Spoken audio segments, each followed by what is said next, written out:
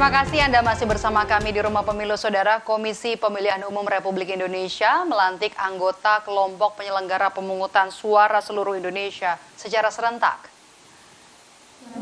Total ada 5.741.127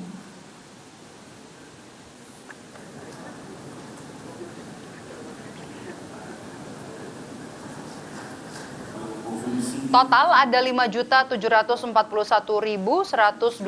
anggota KPPS yang dilantik pada hari ini, Kamis 25 Januari 2024. Selain melantik, KPU RI juga memberikan bimbingan mengenai teknis pemungutan suara. Di acara yang sama, KPU RI juga mengumumkan aksi penanaman bibit pohon di 71.000 lokasi pelantikan anggota KPPS di seluruh Indonesia. Anggota penyelenggara terbanyak akan diterima secara daring oleh KPU seluruh Indonesia. Kepada yang terhormat Bapak Hashim Asyari, disilakan.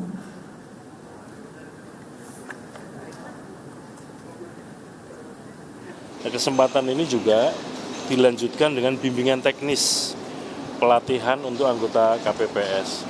Setiap TPS, tempat pemungutan suara, itu akan dilaksanakan atau diselenggarakan oleh 7 orang anggota KPPS. Nah, untuk pemilu 2024, 7 orang anggota KPPS ini dilatih semua. Ini yang berbeda dengan pemilu-pemilu atau pilkada sebelumnya yang dilatih atau diikutsertakan dalam bimbingan teknis hanya 1 orang. Mengapa 7 orang ini kemudian dilatih semua? Tentu tujuan utamanya adalah untuk meningkatkan kualitas layanan kepada pemilih dalam menggunakan hak pilihnya di TPS. Usai melakukan pelantikan anggota KPPS, KPU Sitaro melaksanakan penanaman pohon. Penanaman ini sebagai bentuk kepedulian KPU melestarikan dan menjaga keseimbangan alam.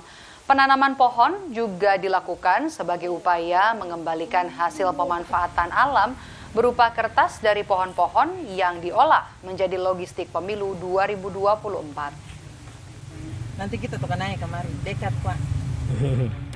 Foto bersama. Ini dilakukan penanaman pohon serentak se-Indonesia. Jadi semua KPPS sebelum dilaksanakan pelantikan oleh teman-teman KPPS, mereka diwajibkan untuk membawa pohon untuk dilakukan penanaman di tempat masing-masing.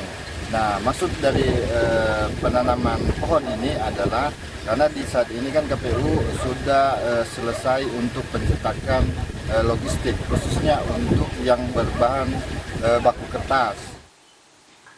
Komisi Pemilihan Umum Banjarbaru mencatat kekurangan sekitar 10.000 surat suara.